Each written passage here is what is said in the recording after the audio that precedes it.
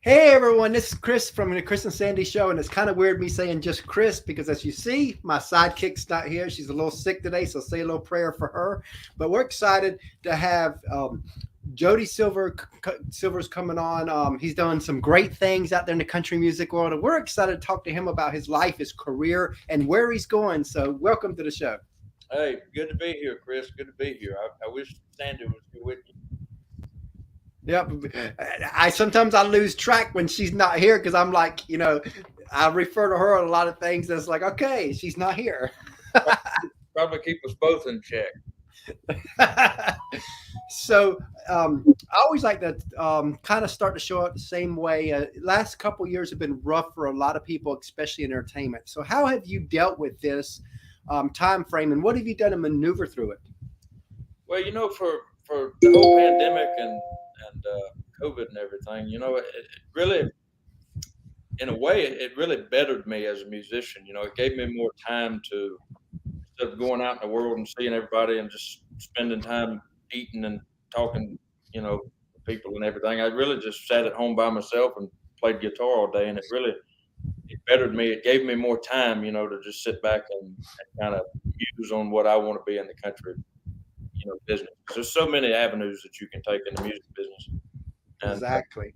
And I think that sometimes that people don't get that with the different avenues because, as you know, a lot of times if you go to your parents when you're young and you say, I want to be a musician, they're like, oh, no, no, no, no, no, you can't do that. yeah, And I think that sometimes parents don't realize there's more roles than Blake Shelton and your broke brother-in-law. There's like a lot of levels in between that they don't get to see. right, right. That's true. I agree with that. So that's like for us, we launched this show January of 2020, so a couple months before COVID. And I remember telling Sandy original plan was maybe 100 interviews first year, and then COVID happens, and I'm like, ooh, what are we going to do? And then I realized there was an opportunity for us because everybody was shut down, so everybody had time. And it's like, you know what, we're going to step it up and give everybody what they need to talk. And because of that, we end up doing 300 interviews that year, and we're over 500 now. Whoa, whoa, that's a lot, man. There's a lot of work put into that too. I Now know. we haven't done what we did the first year. We built the base with 300, but I think last year we did 200, and we're probably on track to do about 200 this year. So, which we did slow it down. Like, okay, let's keep a pace that we can handle this for the long haul because we don't want to burn ourselves out either. Right, right. No, I get that, man. That's awesome. So, a lot of people would ask, when did you know you wanted to do music? I always like to go deeper than that. When did it actually click that this could be a career move for you? And I know that you've kind of got roots in music, so let's talk about all that. Right. Well, when I was 2 or 3 years old, I've still got the 8 tracks, little 2-inch tape that we filmed, or not filmed, we recorded down in my dad's little home studio back home. Because he was a country singer. And I was singing Orange Blossom Special and Folsom Prison Blues. My baby voice is cool. I got to go find those. But, I really got into, singing and stuff. I never really took it serious until probably, I don't know, maybe when I was 14, 15, I started, listening to Waylon and stuff. And I really got into that. Johnny Cash was the first one. I listen to so much Johnny Cash, I don't even like to listen to him anymore. I know every song he ever recorded, but it really wasn't until I was 16. I told my dad one day, we were sitting there singing something. I said, Dad, I got to go to Nashville, man. And my dad had me when he was 65 years old, and my mama.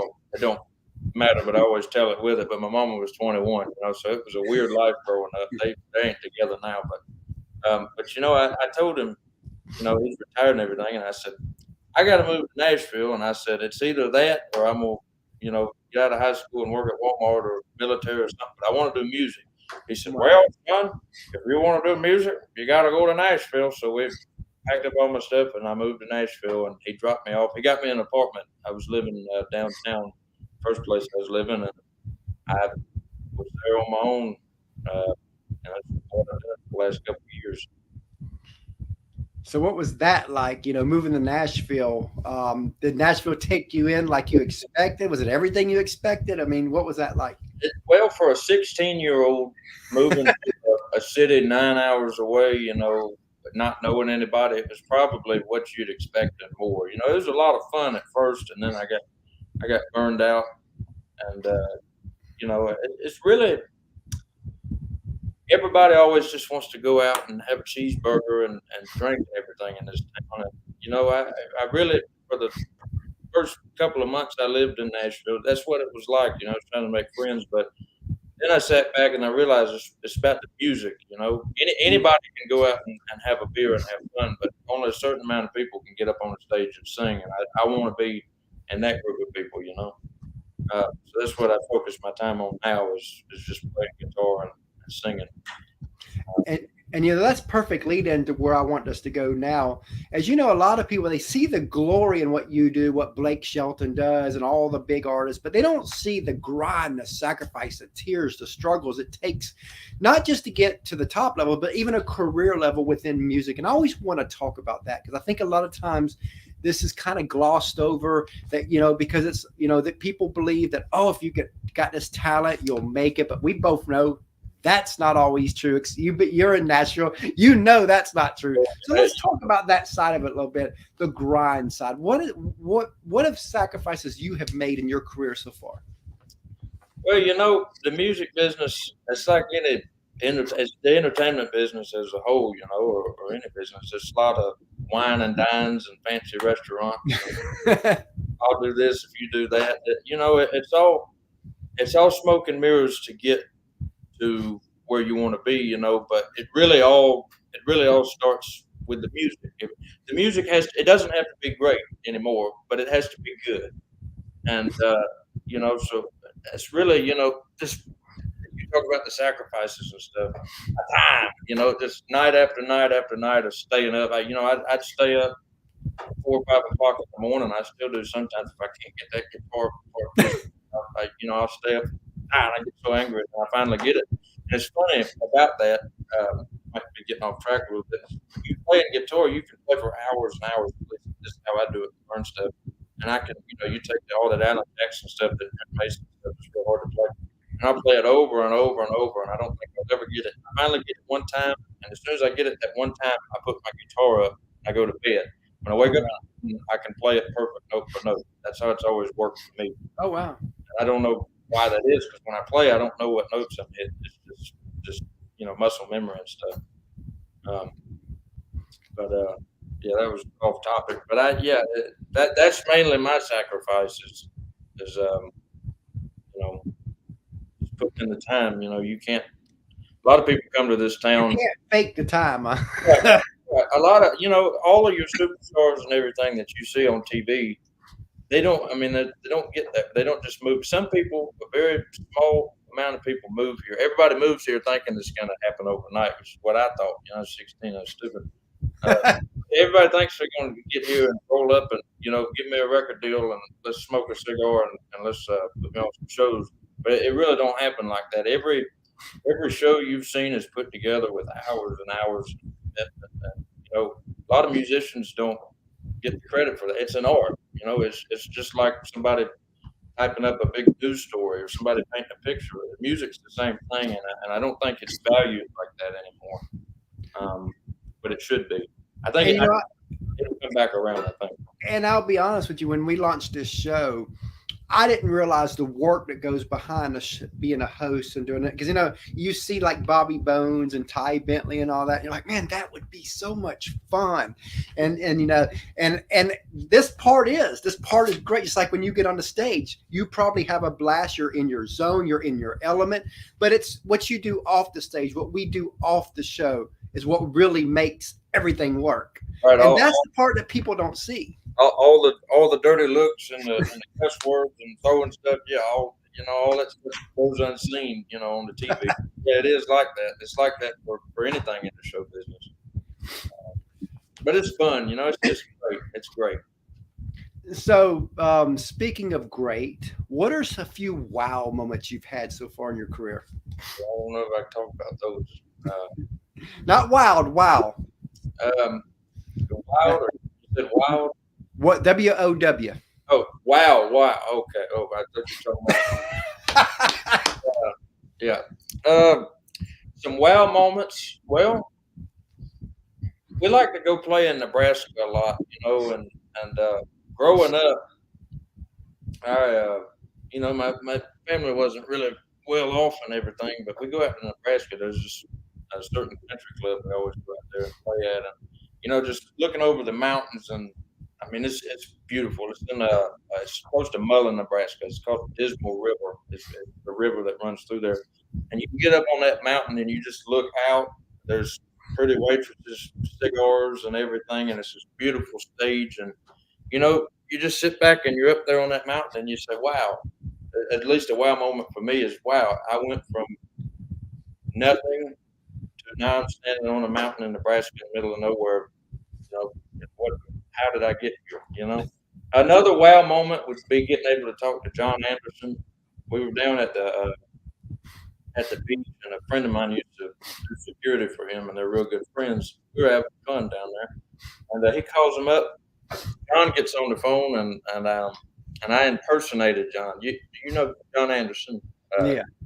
I sung Swinging. I said, "There's a little girl."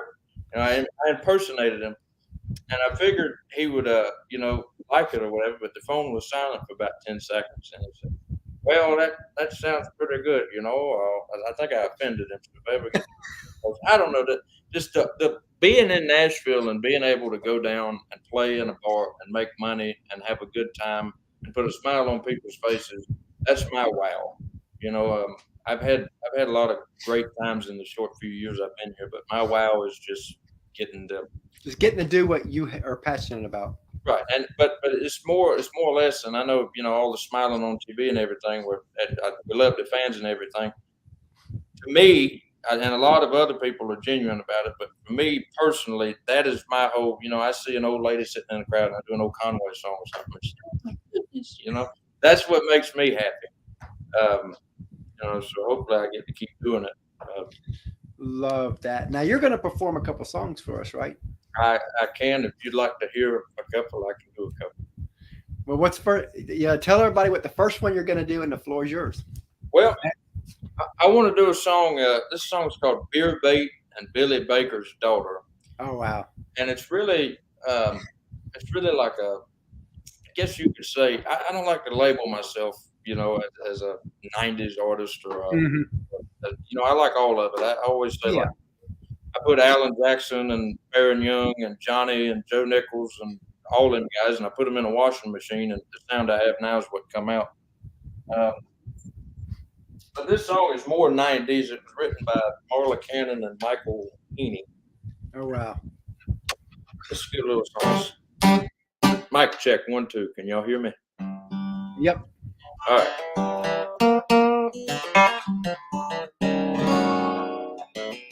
All right, let's do it.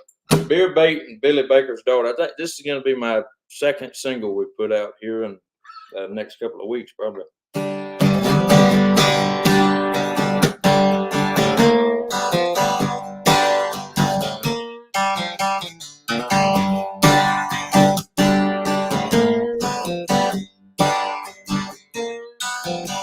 There's a little bitty shack just off River Road. Every fisherman from 8 counties go. It's packed to the gills, wall to wall, blue collar. Got you beer bait and Billy Baker's daughter. Now they sell a little ice and cigarettes. Got cold cuts and fishing implements, but the reason it's fun for the bumper down the hollers cause beer bait. Billy Baker's daughter. Short shorts, long legs, crop top made to make a man beg. The best kind of trouble lies behind that smile. Nothing about her that don't drive me wild. I've been hoping against hope she'd notice me. One day she had her epiphany. When she gave me my change, there was a number on the dollar. Said, beer bait and Billy Baker's daughter.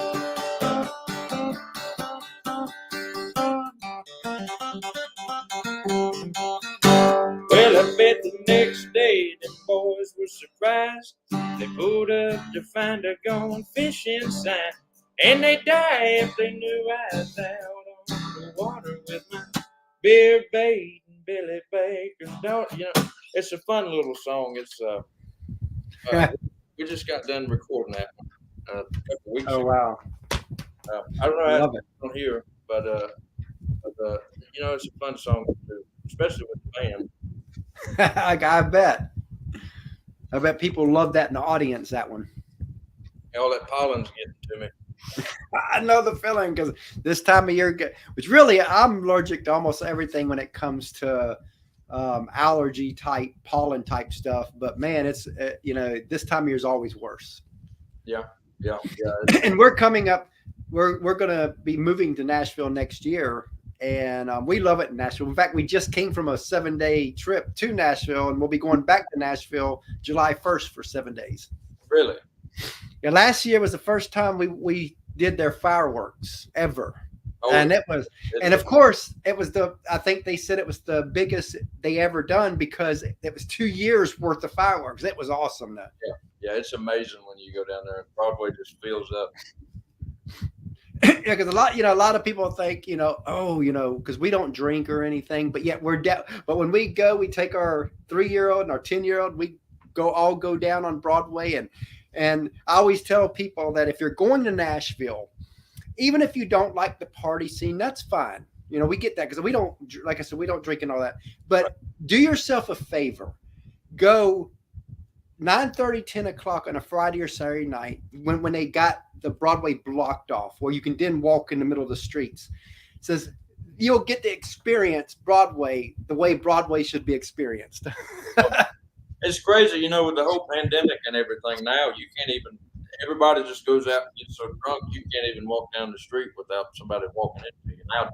It wasn't like that when I moved here. Oh wow! So it's gotten a lot more of that. Right. But it's definitely wild down there. They make a killing. I'd love to have my name on one of them big killings one day. Just go tell old Garth that you'd like to partner with him. Oh yeah. Well, I don't know. I'd probably first, if I had the money, I wouldn't buy a bar. I'd restore the Ernest Tubb record shop and well, not restore it. It's still there, but I'd keep it. I really think it should be kept and preserved. Because country music, is losing its core, and when you walk past that building, at least it reminds me of where we come from. Yeah. You're not going to sing it like that. At least respect it and acknowledge that it exists. Now, one thing I do like about country music, out of all the genres, it really is. A lot of people for years have always said it's exclusive, but it's not. It's actually the most inclusive genre out there. That's why you have your traditional country, you have your rock country, your Christian country, right. You have all the different genres within the country banner. So to me, it's the most inclusive genre of all the genres out there. Right. Yeah, it's a very inclusive genre. A lot of people, I think modern country music, a lot of it nowadays is, we have to get to the chorus in 20 seconds. That's how, and so a lot of it's pop music about country things, trucks and everything. And the stereotype is true.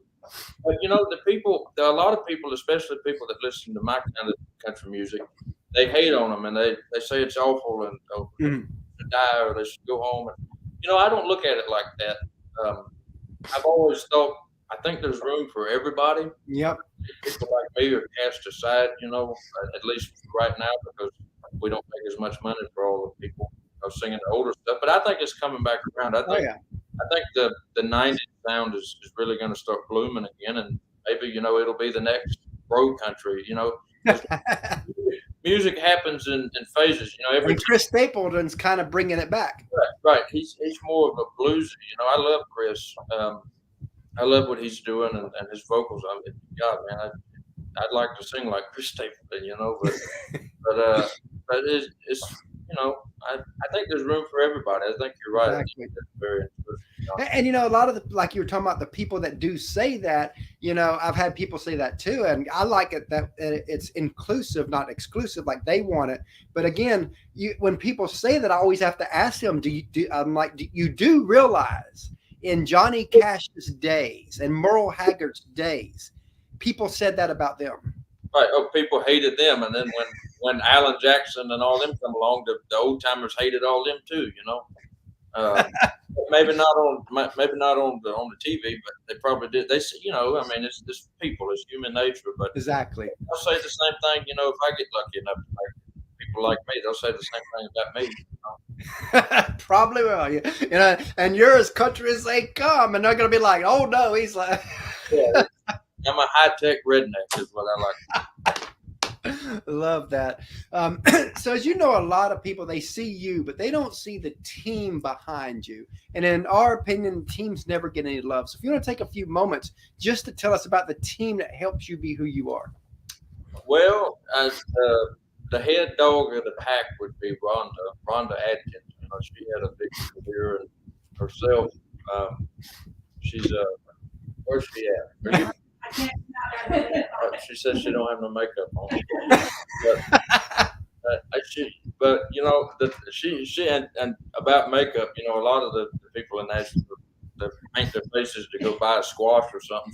She'll load up in the car. Oh, nobody will see me. But back to the music. She had a career of her own. She worked at Arista Records. And she did publicity for Alan Jackson. Oh wow! And all them.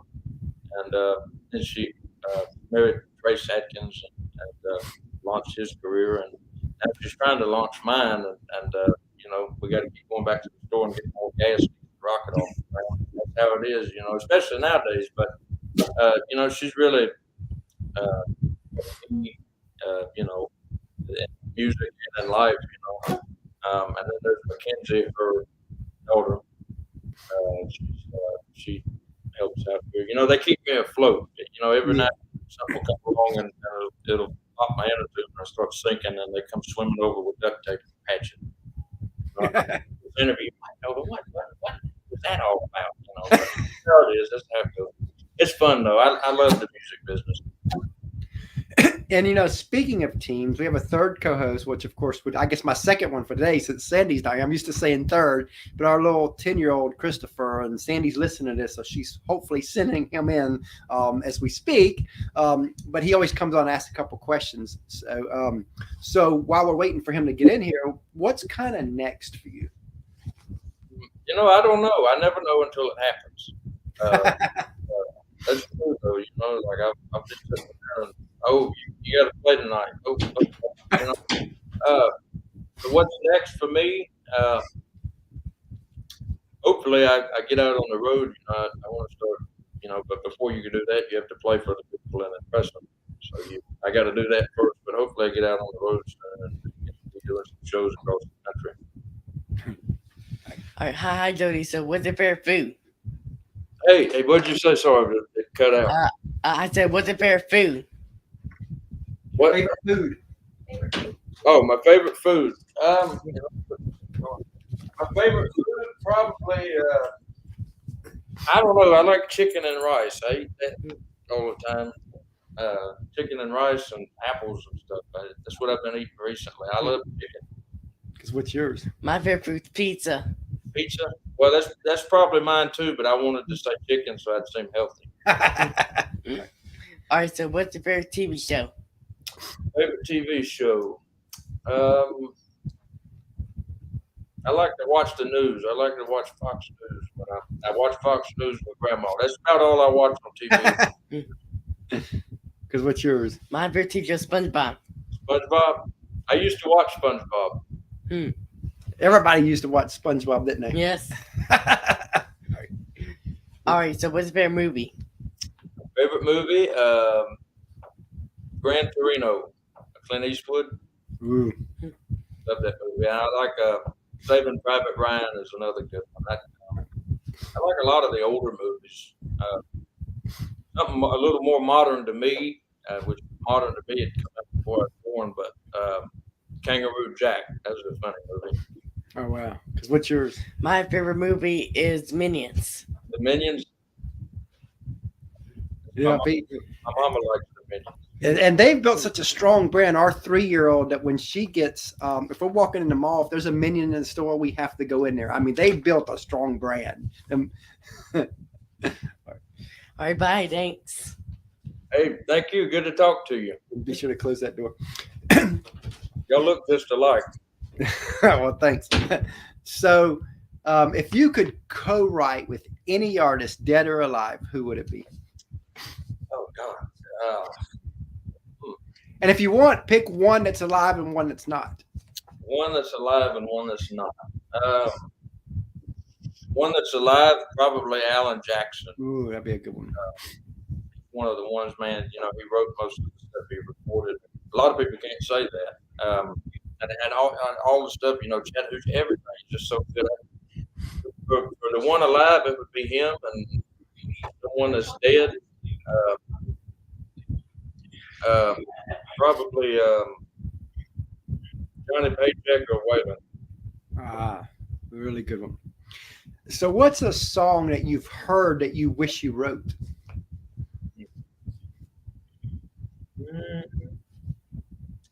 Bro, I don't know. There's so many of them. You know, I listen to 90s and back.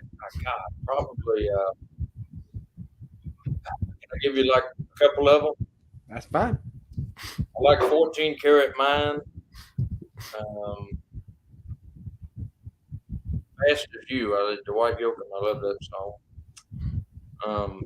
On some good wordplay, probably some Vern Gosson. I don't know. Chiseled in Stone. I like Chiseled in Stone. That's a great song. You know, speaking of writing songs, got another song for us, right? Oh yeah, I got one. Okay, tell us about the song, and the floor is yours again. Well, this song's called Pokeytown Night. We just released this song. Oh wow!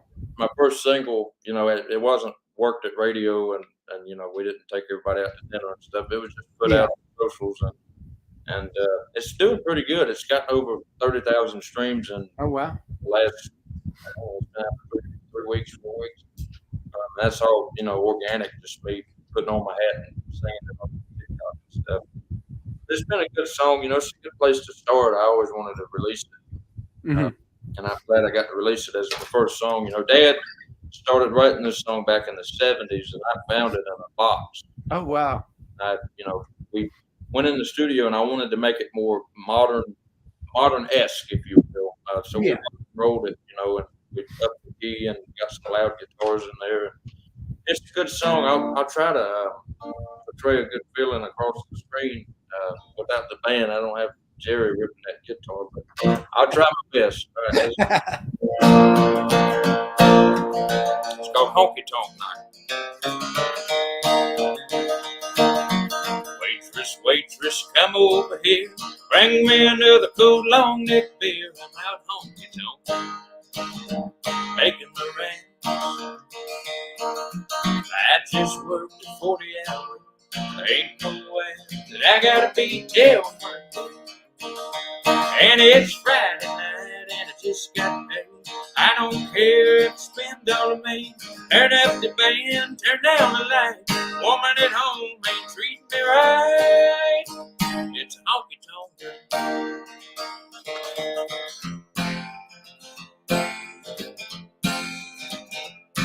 You can tell the lady at the end of the bar the beer is cold, the band is hot, and I want to dance two-step with her. Well, you might throw in I'm a rodeo star, got a pickup truck and I play guitar, and I believe that she's a number 10 all over. And it's Friday night and I just got paid. I don't care if you spend on me. Turn up the band, turn down the light. Woman at home ain't treating me right. It's a honky tonk. That's my redneck edition of it. Love it. Love it. You get on that last note. So as we look into the future, where would you like to be in 5 years? On a stage somewhere. Not in Nashville. I thought maybe out west somewhere on the stage. I'd like to be. No. I as long as I'm singing, I mean, the big career and everything, and chords and everything, it's all great. And just as long as I'm singing and get by with it, I'll be fine. If I get lucky enough to go through the right doors and get famous, I mean, we'd all love that. But if it happens, it happens. I'll be singing either way. So let's look, say, 15 years down the road, and let's say you are a success on that kind of scale. What do you hope you never forget? This interview. No, I hope I never forget where I come from, and and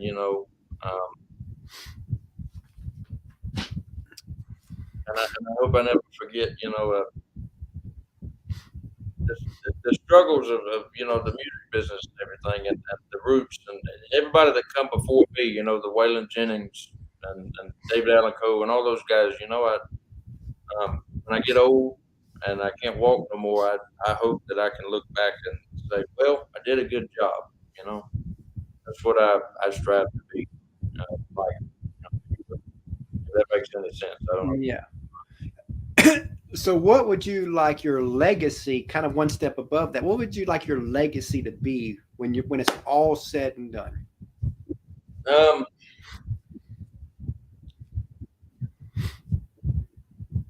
I'd like my legacy to be, you bring joy to people and bring up, happiness for that escape for 2 hours. All the big guys always talk about that they rehearse. We got to say this and that. I hope I can really, be seen as somebody that country music, and bow down to the masses and sing this because it makes $2,000. I'd rather sing what I like and make $2,000 as opposed to $10,000. If that makes sense. Just do it for the music, for the love of music, and not for the love of greed and money. Exactly. So what inspires you to keep going? Music. Music. If music didn't exist, I'd probably be dead right now. That's the truth. I understand that. Rhonda inspires me to keep going. She's had me gardening the last couple of days, and I've been out there in the sun and everything. And that's been good for me. I didn't want to do it at first, but I got thinking. I said, this is a good escape from all the guitars and Cadillacs. I like. I don't know the names of the flowers. I told my buddy last night. I said, he said, "What type of flowers are you planting?" And I don't know if I can say it, but I'm gonna say it. But I said, I don't know the names of them. She's got me planting big ass flowers and little ass flowers. And he died laughing. He thought that was hilarious. But I don't know. What keeps me going? Probably her and watching Waylon Jennings on the TV tonight. I like watching him. I was watching some interviews of him preparing for this one actually. Oh wow! Last night. It was. I like you better than the other interviewers I saw. Well, I appreciate that. Too much. So, as we start to close out here, what advice would you give somebody that wants to do what you do? Don't ever give up. Well, that's stereotypical. I got to do better than that, Chris. Hold on, give me a second. Advice for people moving here like me. I moved here at a young age, and I've done a lot of living for someone my age. But my advice to anybody, whether they're a kid like me or 40 years old, I'd say stay out of trouble. Don't get caught up in the party crowd. That's really what takes everybody away. Yeah. I'd say just focus on music, and if it happens, it happens, and if it doesn't, it doesn't. But I think a lot of people that become famous don't really have music in their heart. They just get stuck in front of it. I think you really have to want it and have it in your heart, and have music speak to you to be able to do it every day and enjoy what you're doing. And I think what I'll close out with, my redneck closing, just be yourself, and don't let people try to walk all over you. Sing what you want to sing and do your own thing, and maybe it'll work, maybe it won't. But at least you tried. You had fun in Nashville while you were here. Love- Don't act bigger than you are. You know, and I got a funny story about that. Okay, go ahead. I moved here, you know, the rhinestones and everything. That's my image now, and I always wanted to dress like Porter Wagoner. That's why.